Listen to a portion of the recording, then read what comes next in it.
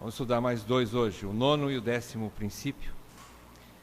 Antes vamos fazer uma oração, vamos pedir para Deus graça, para podermos entender a sua palavra e extrairmos somente aquilo que vem de Deus, e não o que vem de homem.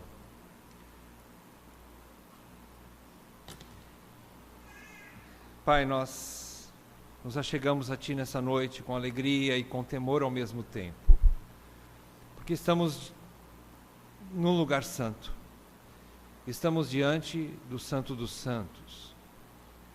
Senhor, nós nos achegamos com temor e ao mesmo tempo com alegria também, por causa do sangue de Jesus Cristo que nos abriu esse novo e vivo caminho. E pedimos, Pai, que o Teu Espírito Santo esteja trabalhando em cada um de nós nessa noite, tanto para expor como para compreender a Tua palavra e, acima de tudo, para aplicá-la em nossas vidas.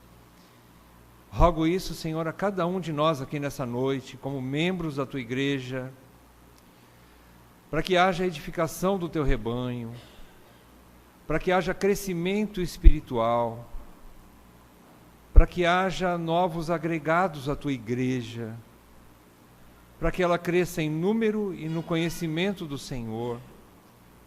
Por isso nós rogamos a Ti, Senhor, que o Senhor fale conosco através da Tua palavra, Senhor.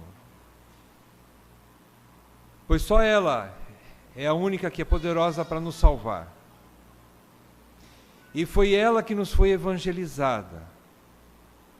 É através dela que somos santificados. É através dela que o Teu Espírito fala aos nossos corações. É através da Tua palavra, Senhor, que nós somos transformados. É através da Tua palavra, Senhor, que a Tua igreja é lavada. É através da Tua palavra, Senhor, que o Teu rebanho é alimentado. E nós Te pedimos, ó Espírito Santo, alimenta-nos. Quebranta-nos, Senhor, nessa noite, usando o poder da Tua palavra, Senhor. Senhor, que todos estejamos atentos ao Teu falar, Pai, e desejosos de viver aquilo que o Senhor tem para a Tua igreja, Senhor. Fomos chamados para sermos dispenseiros da Tua graça, da Tua palavra. Fomos chamados para sermos testemunhas do Teu Evangelho. E por isso pedimos, Senhor, que nessa noite, mais uma vez, o Senhor fortaleça a nossa fé em Jesus Cristo, através da pregação da Tua palavra, Senhor. Porque a fé vem por ouvir e ouvir a palavra do nosso Senhor. Tudo isso nós Te pedimos com esperança e com gratidão. No nome santo do nosso Senhor Jesus Cristo. Amém. Irmãos, chegamos já no capítulo, vamos começar agora, ou melhor, temos um 9º relatório de Lucas no capítulo 16 do livro de Atos. Já passamos a metade do livro, vamos encerrar essa noite, se Deus permitir, e esse nono princípio, ou nona marca da verdadeira igreja cristã, é a marca que nós podemos chamar de a elaboração de um regulamento interno bíblico. Eu vou só recapitular os 8 primeiros princípios já falados, bem rapidamente. O primeiro deles nós falamos perseverando na pregação da palavra de Deus. O segundo, uma vida comunitária que expressa o Evangelho. Uma vida comunitária que dá bom testemunho do Evangelho. O terceiro, uma disposição dos discípulos em perseverar na pregação do Evangelho, mesmo em meio ao martírio, mesmo em meio a perseguições. O quarto, vivendo em oração incessante, fervorosa e coerente. O quinto, aplicando disciplina bíblica coerente. O sexto, tomando decisões estratégicas corretas e bíblicas. O sétimo, buscando a paz de Deus. O oitavo, uma ação divina vingativa a favor da igreja. Esses 2 últimos têm mais a ver com Deus do que conosco. mas nos fala de oração. Agora então vamos ao 9, prosseguindo. A elaboração de um regulamento interno bíblico. Vamos ler o capítulo 16, no versículo 5 do capítulo 16 de Atos. Vamos ver o que é que Lucas nos relata nesse penúltimo relatório. Lucas diz assim: assim as igrejas eram fortalecidas na fé e, dia a dia, aumentavam em número. Irmãos, aqui Lucas já passa não só a discorrer sobre o número de pessoas agregadas à igreja, não só a quantidade de pessoas, mas ele também começa a falar de uma fé forte. Significa mais do que crescimento em número, mas o crescimento espiritual dos membros da igreja. Um fortalecimento da igreja. Então é isso que ele nos fala nesse versículo 5 do capítulo 16. Então nós chegamos a esse 9º relatório de Lucas, ele menciona isso. Já avançando por muitas cidades, agora ele já não tem mais relatos numéricos, nem de números de cada membro de igreja, porque já eram muitas igrejas em várias cidades. O evangelho já havia avançado além das fronteiras de Jerusalém. Então já estavam indo para outras cidades. Então ele menciona esse relatório aqui, no versículo 5, capítulo 16. O que havia acontecido antes? Vamos fazer um breve resumo, começando no capítulo 13, lá onde nós paramos a última vez, no último domingo. No capítulo 13, eu vou fazer a primeira etapa aqui desse acontecimento prévio. A primeira etapa, no capítulo 13, até o capítulo 14, o fim do capítulo 14, nós encontramos o seguinte: Paulo e Barnabé, eles iniciam suas viagens missionárias, plantando igrejas por várias cidades. Eles começam a plantar igrejas por várias cidades. Chegando numa cidade chamada Listra, Paulo cura um coxo de nascença. Ele faz um grande milagre ali, capítulo 14, você vê isso, a partir do versículo 8. Começa então uma confusão naquela cidade chamada Listra. As pessoas vendo aquela cura, elas começam a se dirigir a Paulo e Barnabé como deuses, e começam a se prostrar e chamarem eles de deuses. Os deuses vieram até nós. A cidade fica empolvorosa, vira uma bagunça naquela cidade. Eles dois, Paulo e Barnabé, imediatamente rasgam suas vestes em sinal de repúdio daquela adoração que os homens estavam dando a eles, e eles falam assim: para com isso, pessoal, parem com isso, nós somos apenas homens como vocês. E eles aproveitam a oportunidade para anunciar Jesus. Eles continuam pregando a Jesus Cristo. E provoca ainda maior tumulto naquela cidade. O capítulo 14 nos relata isso. A ponto de que alguns judeus, vindos de Antioquia e de Icônio, você vê isso a partir do versículo 19 do capítulo 14, eles descem até a cidade de Listra e provocam a prisão de Paulo e de Barnabé. E pegam Paulo e apedrejam a Paulo, achando que ele estava já morto, largam ele lá no meio da rua. Paulo, caído ali, Barnabé chama os discípulos daquela igreja de Listra. A igreja então pega Paulo, ajuda Paulo a se levantar, e Paulo e Barnabé fogem daquela cidade, depois de Paulo ser apedrejado, fogem para outra cidade chamada Derbe, pertinho. Se você olha no mapa, deve dar ali, talvez, 15, 20 quilômetros de distância uma da outra, nessa viagem missionária que eles fizeram. Ficaram ali perto.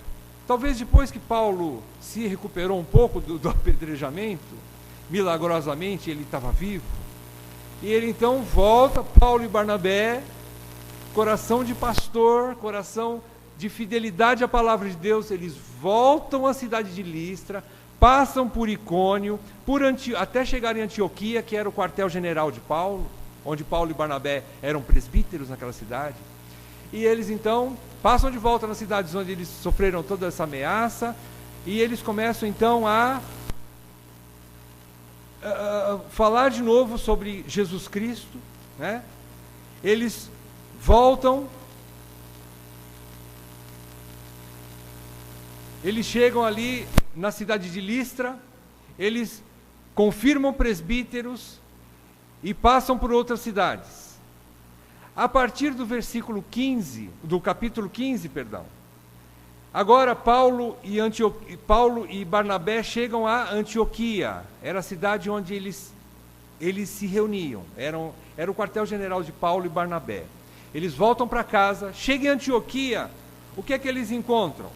Eles encontram nova ameaça à igreja. Alguns judeus, vindos de Jerusalém, da Judéia, eles chegam ali na cidade de Antioquia, no capítulo 15, você percebe isso, e eles levantam uma nova controvérsia. Eles dizem assim, para os irmãos da igreja, para os gentios na cidade de Antioquia: olha aqui, tudo bem, vocês creram em Jesus Cristo, vocês creram no Evangelho, mas para serem salvos, vocês ainda precisam se circuncidar, segundo a lei de Moisés. Paulo e Barnabé ouvem aquilo, ficam extremamente irritados com aquilo, debatem com os judeus, e tem uma grande discussão ali, a ponto de que a própria igreja, a liderança da igreja de Antioquia, fala assim para Paulo e Barnabé: então faz o seguinte, vão até Jerusalém, cheguem e conversem com os presbíteros e com os apóstolos ali em Jerusalém. Jerusalém funcionava como uma igreja matriz, digamos assim, né? Onde tudo começou, a igreja primitiva, né, em Jerusalém. E ali estavam os 12 apóstolos, né?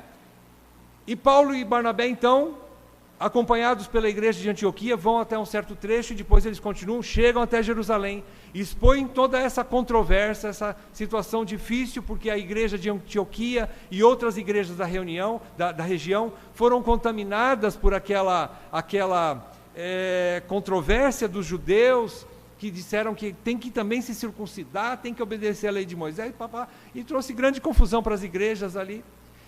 E então os apóstolos sentam, oram, junto com os presbíteros de Jerusalém, eles conversam, eles analisam a lei, eles analisam as circunstâncias, eles entendem que as igrejas dos gentios estavam mistas. Na verdade não eram igrejas gentias totalmente, né? Mas as igrejas de outras cidades fora da Judéia também tinham alguns judeus. Então Tiago levanta uma proposta, que nós chamamos de uma mini resolução, ou uma mini confissão de fé, ou um regulamento interno bem pequeno. Ele diz assim, no capítulo 15, versículos, vamos ver aqui,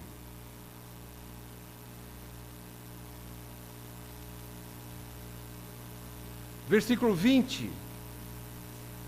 19, perdão, ele diz assim, capítulo 15, versículo 19, obrigado.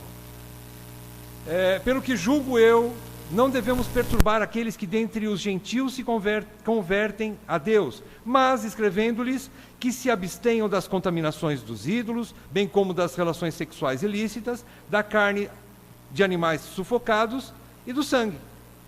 Então, meus irmãos, eles criaram um mini regulamento para as igrejas. Paulo e Barnabé pegam aquela carta e descem para as igrejas. Você vê isso no versículo 30 e 31 do capítulo 15, diz assim: os que foram enviados desceram logo para Antioquia e, tendo reunido a comunidade, entregaram a epístola, essa carta, com esse regulamento. Quando leram, veja o versículo 31, quando leram, sobremaneira se alegraram pelo conforto recebido. A mesma coisa, não só em Antioquia, mas em outras cidades, onde também foi contaminada a igreja. No capítulo 16, você lê versículos 4 e 5, onde nós chegamos agora. Versículo 4, ele diz assim: ao passar pelas cidades, entregavam aos irmãos para que as observassem, as decisões tomadas pelos apóstolos e presbíteros de Jerusalém. Assim, as igrejas eram fortalecidas na fé, e dia a dia aumentavam em número.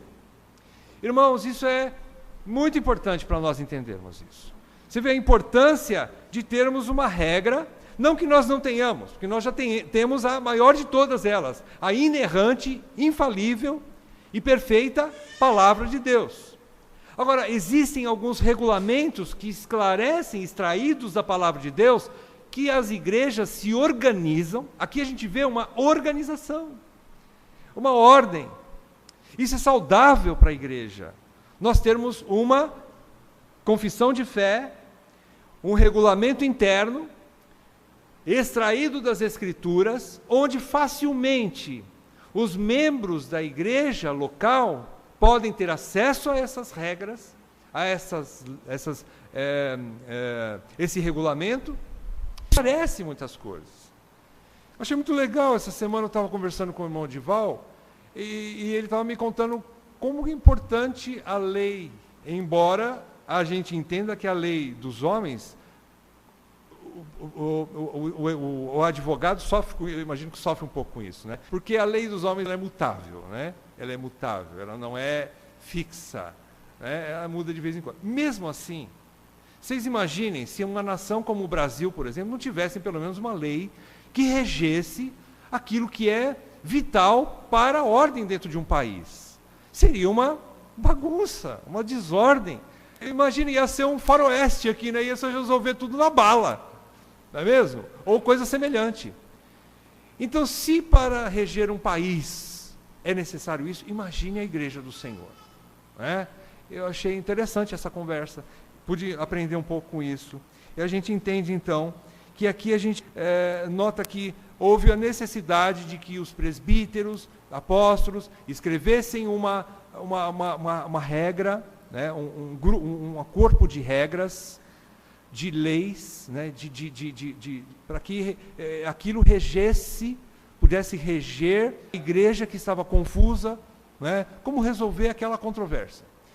Essa foi a segunda controvérsia que a igreja teve que enfrentar, ou as igrejas. Vocês se lembram da primeira, né? Foi em Jerusalém, quando as viúvas começaram a ter problemas de distribuição de alimento. Então, os apóstolos, sabiamente, determinaram a chamada de 7 homens para serem os diáconos da igreja. Ali eles resolveram a primeira controvérsia. Essa segunda, tão perigosa quanto a primeira, ou até mais, foi resolvida também, né, de forma semelhante. Só que agora eles criaram regras, né, extraídas, obviamente, da lei de Moisés, equilibradas com aquilo que era gentil, e a lei de Moisés não era mais para ser observada no seu caráter cerimonial, mas aquilo que era a lei moral permanecia. Então é aqui que Tiago sabiamente agrega os 2 pontos, faz essa mini confissão de fé, regulamento, e isso traz solução para aquele problema. A ordem volta nas igrejas. A igreja permanece em paz. A igreja é consolada. E quando há consolo, ela continua crescendo. Ela continua se edificando. Ela continua amadurecendo. Houve a solução dos problemas, né? Então nós concluímos que, daqui, que evidenciou-se a necessidade de que as igrejas locais tivessem bem claras e acessíveis a todos os membros uma confissão de fé, acompanhada de um regulamento interno, para sanar controvérsias e proteger a fé dos irmãos. Na verdade, nós somos protegidos com a lei. É isso que eu pude, na conversa com o irmão Dival, nós somos protegidos dentro de um país que tem regras. Às vezes as regras não são muito boas para muitos de nós, mas ainda assim elas são melhores do que se não tivesse nenhuma regra. Nos priva de muito problema. E a igreja funciona da mesma forma, meus irmãos, né? A igreja organizada, ela funciona da mesma forma, né? Ela precisa ter esse regulamento. Então são regras básicas da fé cristã, eliminando pontos obsoletos, é lógico. Por exemplo, nós não vamos fazer um regulamento interno, onde também conversando esses dias aí com a irmã Isilene, também ela estava conversando conosco, expondo, né, algumas regras de outras comunidades que são complexas, né, e às vezes até a altura do salto das irmãs é controlado, não pode passar de 5 centímetros, se eu não me engano. Se passar de 5 centímetros, a irmã tem pecado. Irmã, isso é obsoleto, isso não precisa, né? Então, uma confissão de fé e o regulamento interno, ela é feita regido pela palavra de Deus, com normas que protegem a nossa fé e que são equilibradas, não é mesmo? Então, são coisas boas. Então, primeiro, o nono princípio aqui que a gente vê, extraindo desse relatório de Lucas, é a elaboração de um regulamento interno bíblico. Um regulamento interno bíblico. E o décimo, para encerrar os nossos princípios aqui, o décimo seria um interesse da liderança no amadurecimento da membresia. No capítulo 19, versículo 20, nós encontramos mais um relatório, e é o último de Lucas, que mostra crescimento. Capítulo 19 de Atos, versículo 20, diz assim: assim a palavra do Senhor crescia e prevalecia poderosamente. O que é que a gente extrai desse décimo relatório de Lucas sobre o crescimento da igreja? Então nós chegamos a esse décimo relatório, que nos informa tanto o crescimento do Evangelho, quanto o fortalecimento nas igrejas. O fortalecimento do quê? Do próprio Evangelho e da palavra de Deus dentro das igrejas. Os membros já estavam familiarizados com a palavra de Deus, já estavam com ela em suas mentes. A membresia estava tão íntima com a palavra de Deus que estava amadurecendo. Então, não só o crescimento em número, mais uma vez eu falo a mesma coisa, não só o crescimento em número é o objetivo de uma igreja, mas também o amadurecimento da fé dos irmãos, para que não sejamos mais meninos inconstantes, levados por todo vento de doutrina para tudo quanto é lado.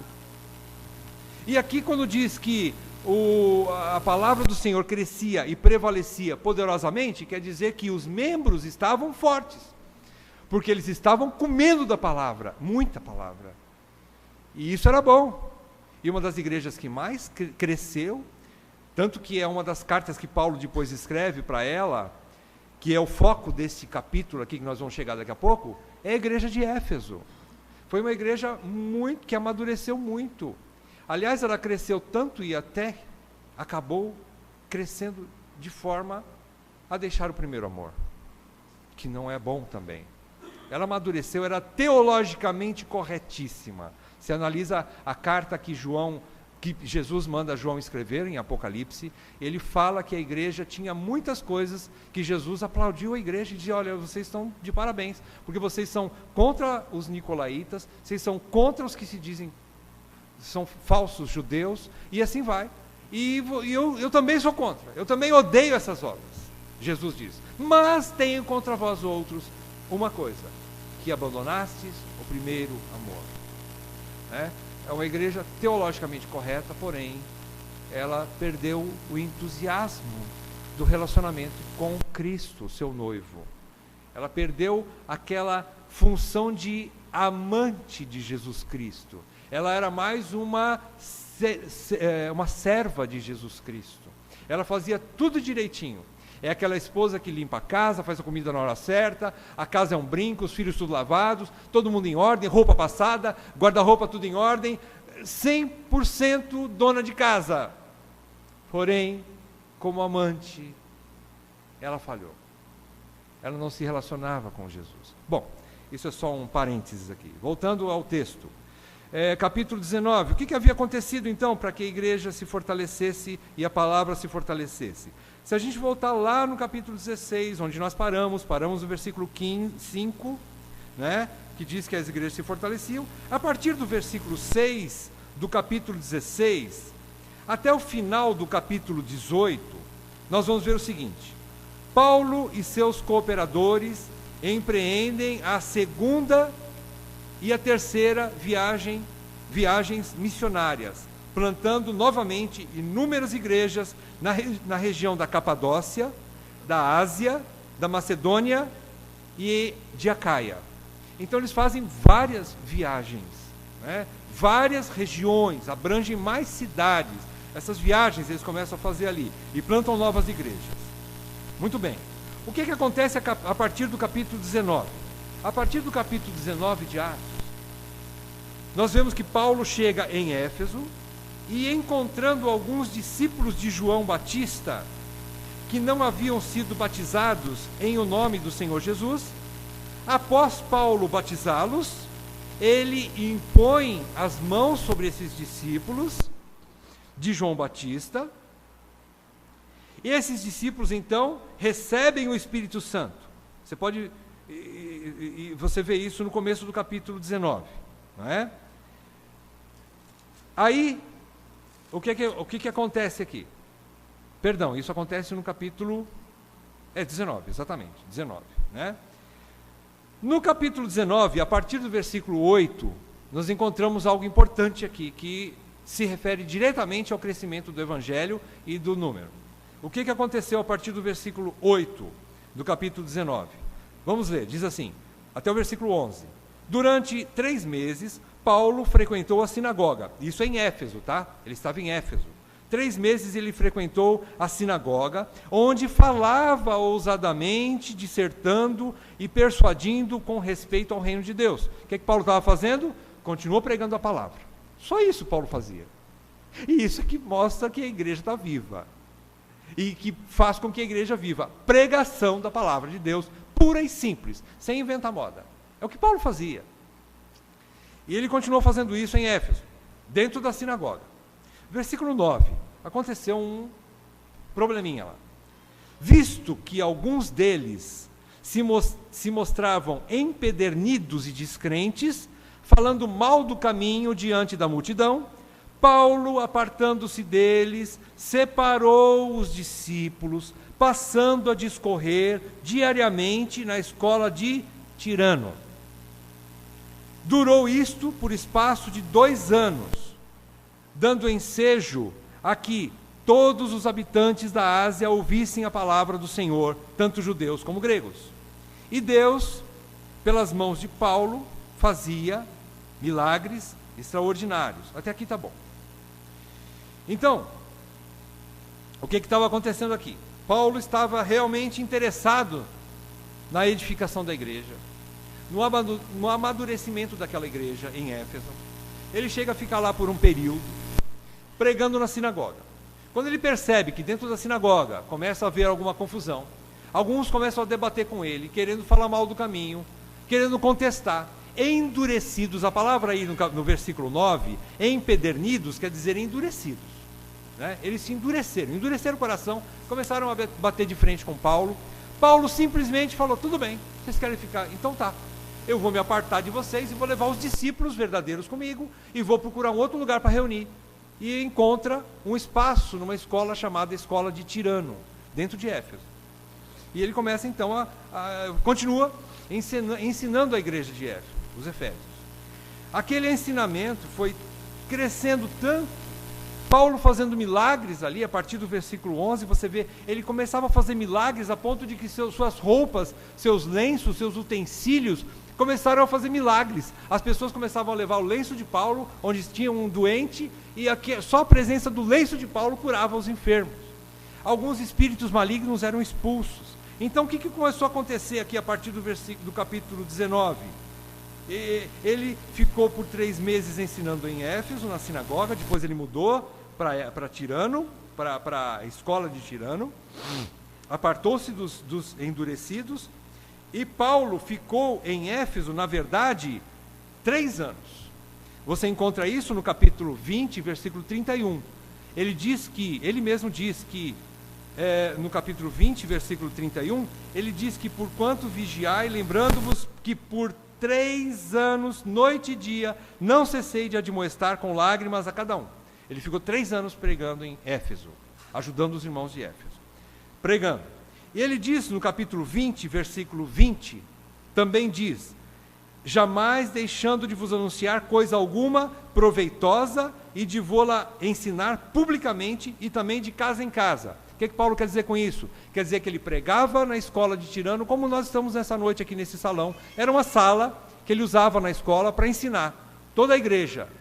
E ele ensinava dia e noite. E não só dentro da igreja, do local de reunião, mas ele ia de casa em casa, ensinando de casa em casa os discípulos de Éfeso. Além disso, nós já falamos sobre a cura, no capítulo 19, 11 e 12, você vê que Paulo também, além de ficar 3 anos ensinando publicamente de casa em casa, ele curava os enfermos, expulsava espíritos malignos, anunciando todo o desígnio de Deus. Isso está no capítulo 20, versículo 27.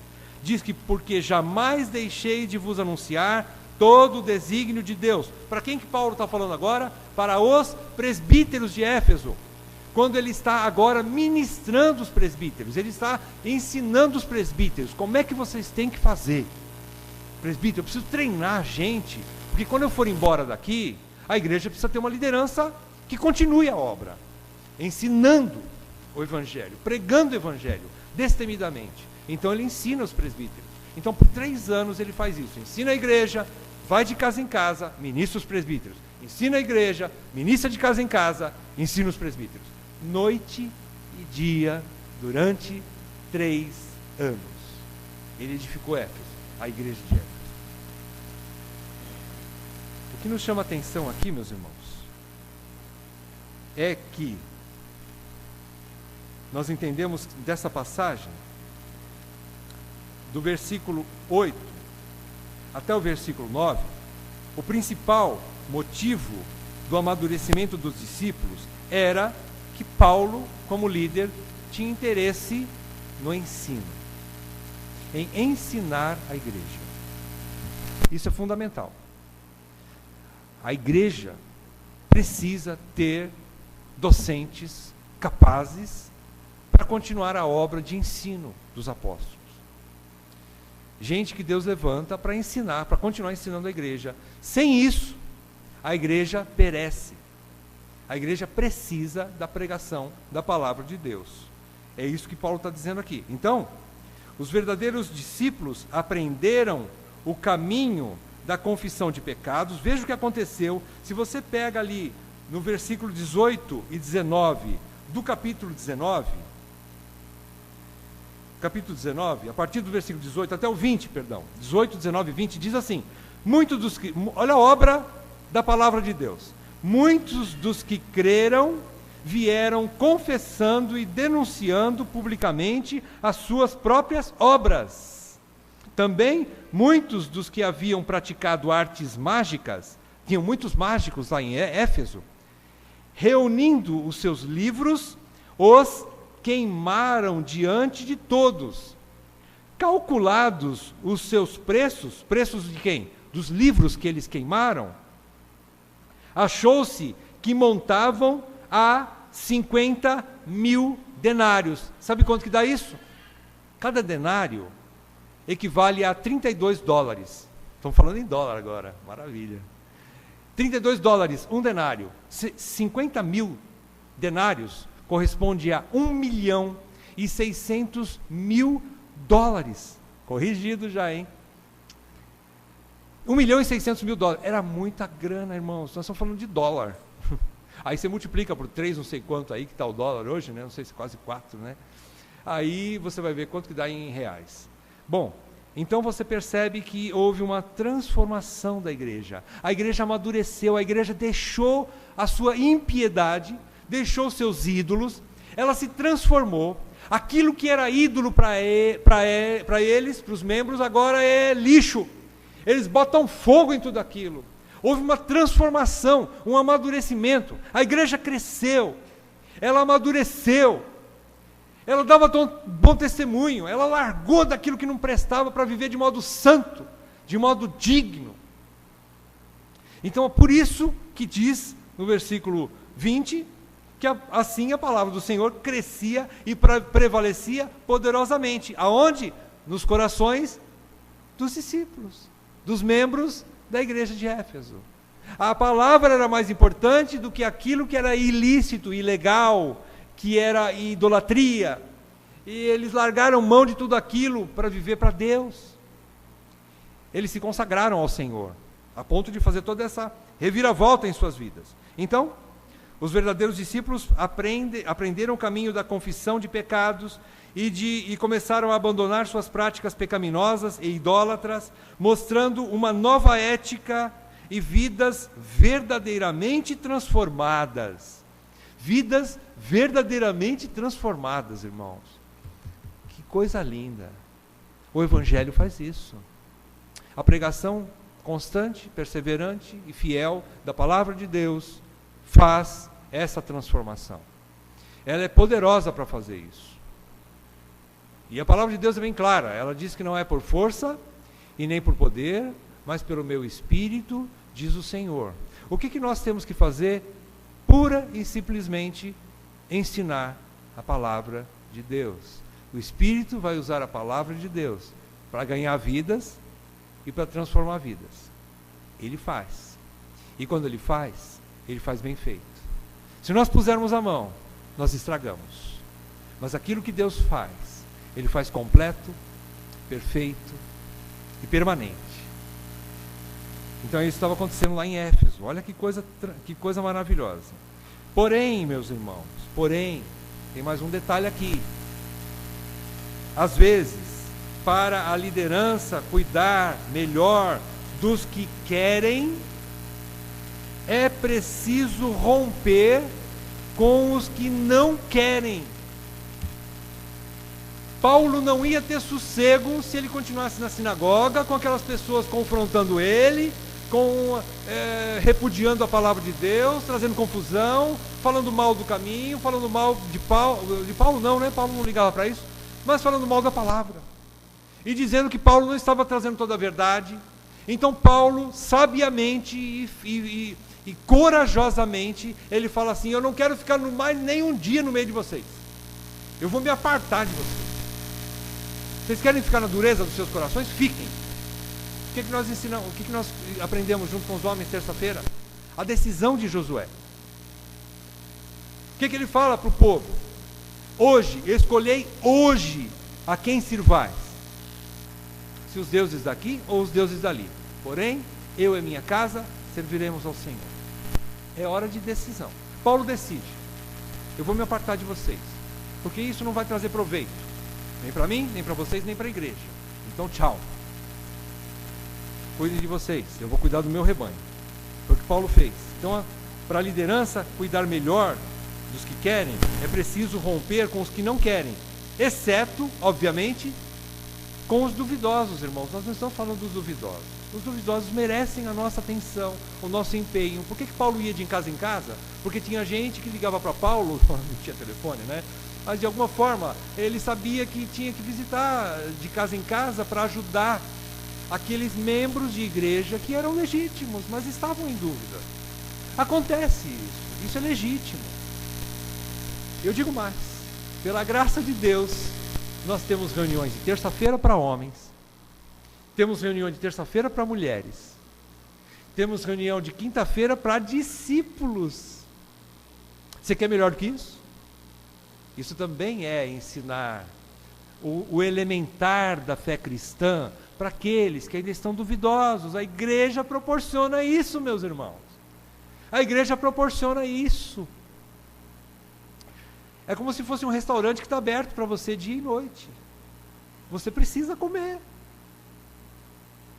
Agora, se você não quiser comer, não é por força e nem por poder, mas é pelo meu Espírito, diz o Senhor. Ninguém pode enfiar comida goela abaixo para um adulto que não quer comer. Se você tem fome, peça comida. Vai chegar um marmitex na tua casa. Então, o que a gente extrai disso tudo aqui? Concluímos então esses dois últimos pontos. Agora a gente vai fazer o encerramento. Então, nós entendemos com tudo isso que Deus, bom, só para finalizar então esse 10º ponto, vou falar de novo o tema: o interesse da liderança no amadurecimento da membresia. E existe esse interesse não nos que não querem, mas nos que querem, não é? Então, nos que querem, a liderança tem a obrigação de ajudar, de ministrar, de ensinar. Existe um esforço, por isso que nós estamos aí, não é? Permitindo que haja essas reuniões, aliás, motivando essas reuniões. É importante. Você quer ouvir uma palavra sobre feminismo ou feminilidade madura? Terça-feira tem. Você quer ouvir uma palavra sobre masculinidade madura? Terça-feira tem. Você precisa de alguma coisa mais básica para a tua fé cristã? Quinta-feira tem aula de discipulado. As suas crianças precisam aprender mais o Evangelho? Tem aula das crianças. Tem aula para os adolescentes. Tem aula para os jovens à noite, no sábado. Você quer entender mais alguma exposição bíblica? Estamos estudando o livro de Salmos. Consolador esse estudo de Salmo domingo de manhã. E à noite o culto geral. Então a igreja proporciona. Não é mesmo? A igreja proporciona. Então, para fechar, concluindo, 2 meios que Deus usa para o crescimento de sua igreja. 2 meios. De todos esses 10 meios ou princípios que Deus usa para a edificação da sua igreja, que nós estudamos ao longo desses dias, nós entendemos o seguinte: primeiro deles, primeira conclusão que a gente chega, ao longo de tudo que Lucas nos relatou nesse livro de Atos, ele fez uma compilação, ele fez uma análise profunda, uma pesquisa bastante científica e bastante confiável, e nos trouxe as nossas mãos para a gente estudar e aprender com ele. O que ele nos ensina? Que, em primeiro lugar, Deus está no controle de tudo e governa tudo para o bem do seu povo. Ele, Deus, está conduzindo sua igreja triunfantemente neste mundo. Então, em primeiro lugar, a gente conclui que Deus usa meios sobrenaturais. Você viu ao longo do livro de Atos. O que aconteceu ao longo do livro de Atos? Muitas coisas aconteceram, né? E dentre muitas coisas que aconteceram, algumas foram sobrenaturais. Quais delas? Por exemplo, falar em línguas dos apóstolos, a cura de muitos enfermos, a ressurreição de alguns mortos. Pedro fez, Paulo fez, Deus fez através desses homens, né? A morte de Ananias e Safira de uma maneira miraculosa trouxe temor e crescimento para a igreja. Então, a libertação dos apóstolos quando eles estavam presos, um anjo veio e libertou. Depois Pedro aconteceu de novo, Pedro já estava acostumando com essa ideia de ir preso e um anjo libertar, ir preso e um anjo libertar, né? A segunda vez Pedro sozinho, né? E o anjo vai lá de novo, liberta Pedro, né? O que aconteceu mais? Miraculosamente, o perseguidor da igreja, chamado Saulo, é convertido. Deus elimina um perseguidor da igreja através da conversão. Na sequência, Deus elimina um outro perseguidor da igreja através da morte. Herodes, que estava levantando para ser uma ameaça contra a igreja cristã, Deus elimina ele. Primeiro caso, ele usou de misericórdia com Paulo, salvou e fez dele ainda um apóstolo, né? No segundo caso, Deus falou: esse aí eu não quero não, eu vou eliminar. Esse não está no rol dos eleitos. Me mandou um monte de bicho como o Herodes. Então, vejam que muitas coisas sobrenaturais aconteceram. Então, o que isso nos ensina? Ora, ensina que a igreja, então, é só sentar e cruzar os braços. Deus faz tudo, não é mesmo? De maneira nenhuma, diz Paulo. De forma nenhuma. Deus usa meios naturais para a edificação da sua igreja e para o crescimento da sua igreja. E é o que a gente vê, junto com o sobrenatural, Deus usa meios naturais para o crescimento da igreja, para a edificação da sua igreja. Então, Deus pode fazer isso também, ou seja, o crescimento da sua igreja, o amadurecimento da sua igreja, por meio de homens que pregam a palavra fielmente, por meio de membros da igreja que oram constantemente, por meio de uma igreja que tem uma vida espiritual saudável, por meio da nossa disposição de renunciar tudo em prol do reino de Deus e de um bom testemunho de vida diante de Deus e dos homens, por meio da disciplina eclesiástica coerente, por meio de líderes que se mantêm fiéis ao chamado de Deus ao ministério, sabendo que eles têm que se dedicar a isso e eliminando aquilo que não vai trazer edificação nenhuma, e não gastando tempo com aquilo que não merece gastar o nosso tempo. Irmãos, nós temos que ser realistas. Você já pensou se Paulo estivesse até hoje lá, tentando bater boca com aqueles que estavam empedernidos? O que é ser da igreja de Éfeso? A decisão de Paulo foi sábia, e nós precisamos também tomar essa decisão, meus irmãos. E a igreja tem que estar do lado de um ministério que sabe fazer isso. A igreja precisa ser madura para entender isso. Quando nós, muitas vezes, vai atrás, tenta disciplinar, tenta orientar, tenta chamar para o rebanho de volta, e a pessoa não quer, nós não podemos ficar mais gastando muito tempo com esse tipo de pessoa. Mas nós temos que nos dedicar com o rebanho. O irmão Gilson, que esteve pregando na Fiel ano passado, ele falou sobre membresia, se não me engano, e uma das aulas do curso Fiel de Liderança é o pastor Gilson que dá. E ele ensina que na igreja dele tinha um caso desse. Era o caso de uma senhora que tinha a síndrome da centésima ovelha. O que é a síndrome da centésima ovelha? É aquela ovelha que ligava para ele e falava assim: pastor, eu sempre vou precisar de alguém do meu lado para caminhar, porque se não tiver alguém do meu lado para eu caminhar, eu não consigo caminhar sozinha. O irmão Gilson, pastor, falou para ela: minha irmã, para com isso, pelo amor de Deus. Deixa a síndrome da centésima ovelha e volta para o rebanho onde está as 99. A tua obrigação é ficar lá dentro. É lá que tem comida para você. Para com esse negócio aí de síndrome da centésima ovelha. Ninguém vai ter profeta tiracolo o tempo todo, irmãos. Ninguém tem babá na igreja. Nós temos mestres, nós temos professores, nós temos gente que ensina, que alimenta o rebanho, de forma geral. De vez em quando precisa de algum auxílio? Precisa. Mas esses auxílios, aconselhamentos, são esporádicos. É como a gente já falou, é como aquela visita, você que tem carro sabe muito bem o que eu estou falando. Se você tem um carro que você tem que todo dia levar no mecânico para ele funcionar, irmão, venda e compra um novo. Esse carro não presta. Agora, se você tem um carro que de vez em quando quebra, e é muito raro, é um carro bom. De vez em quando um membro também precisa de ajuda. É como se fosse a oficina. O aconselhamento pastoral, a visita pastoral, é como uma oficina, que só de vez em quando ela tem que funcionar. Agora, abastecer o carro todo dia, normal, não tem problema.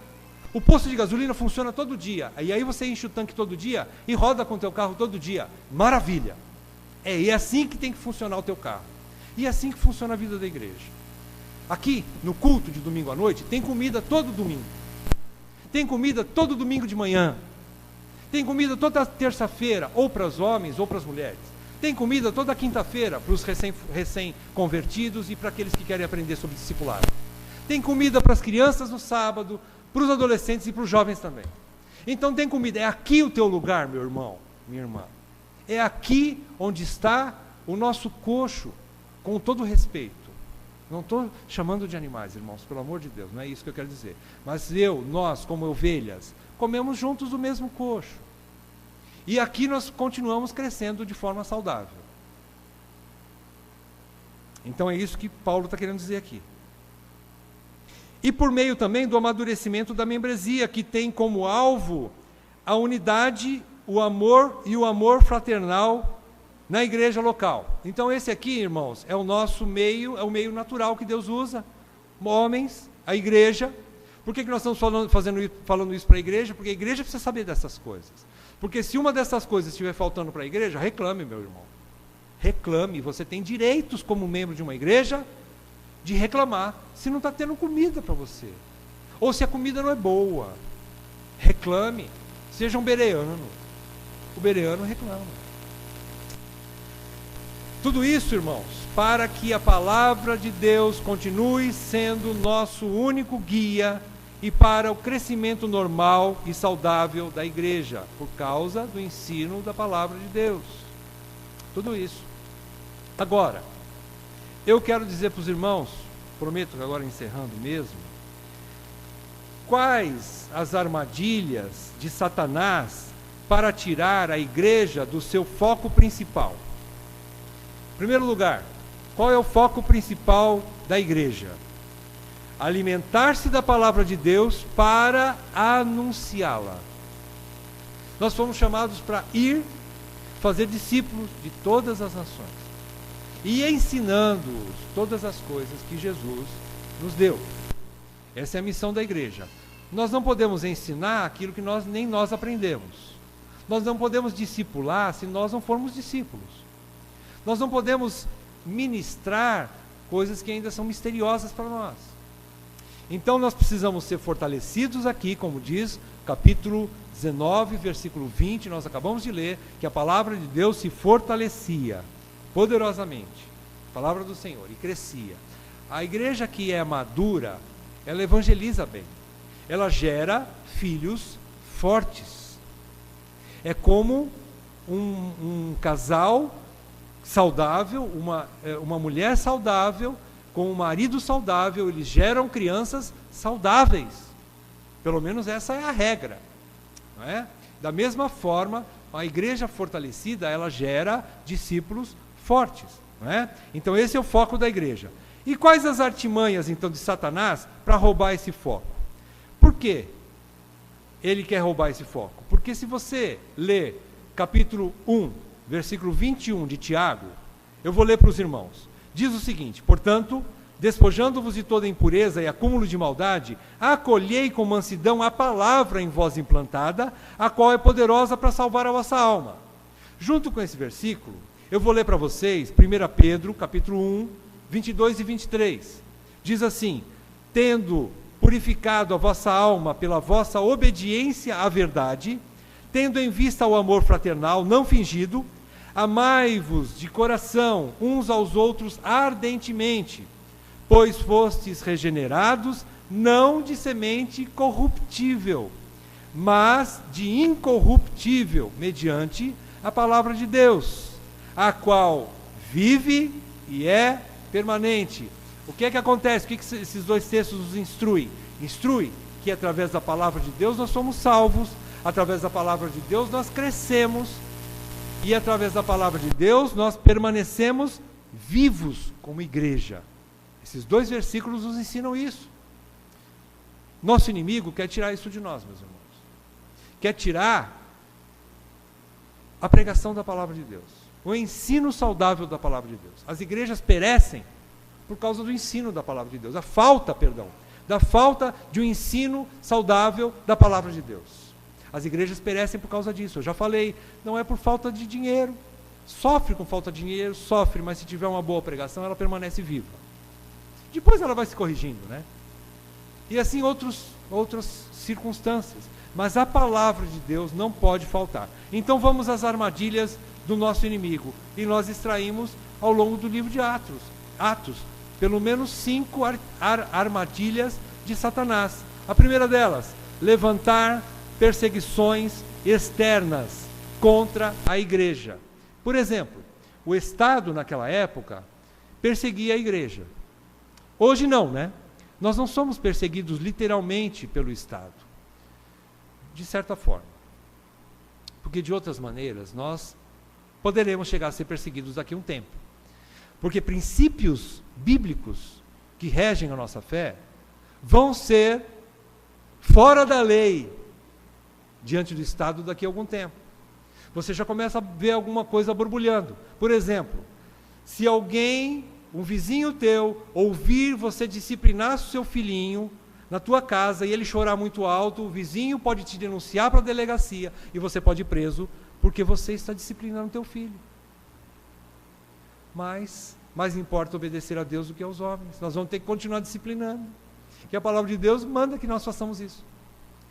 Outras coisas, por exemplo, a parte do LGBT. Existem leis que estão garantindo alguns direitos dessas pessoas, dos homossexuais. A igreja não compactua, apesar de amar essas pessoas, mas não compactua com essa prática. E mais dia menos dia nós vamos ser atacados pelo Estado por causa disso, meus irmãos. Está se tornando lei, uma lei bastante forte, a favor deles. Outras coisas, por exemplo, sobre o feminismo, a prática feminista. Muitas coisas nós ensinamos que é totalmente oposta à visão feminista. Mas vai virar lei logo, logo. E nós vamos ter que desobedecê-las. por amor ao Senhor. E nós vamos ter perseguição do Estado.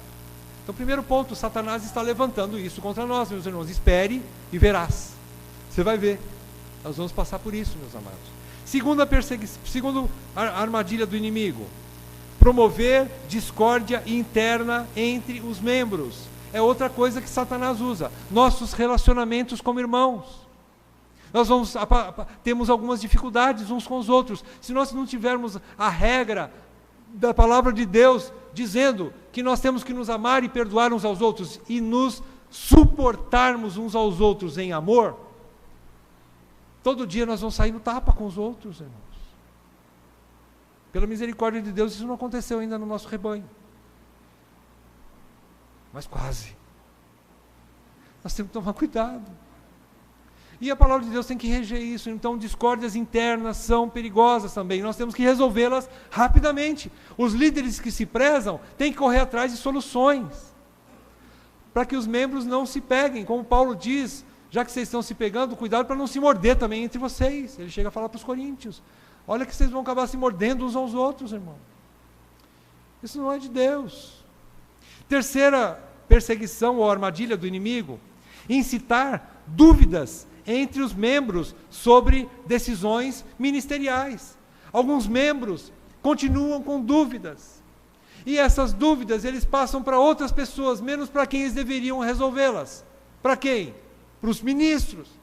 Procurem seus diáconos, procurem seus presbíteros, esclareçam essas dúvidas e não levem para frente, porque você vai contaminar o rebanho. E isso não é bom. E Satanás pode te usar para isso. Porque o alvo dele é trazer mais trabalho para a liderança, para que a liderança tenha mais trabalho e abandone a pregação da palavra. Vai gastar tempo com muitas coisas e deixar a pregação da palavra.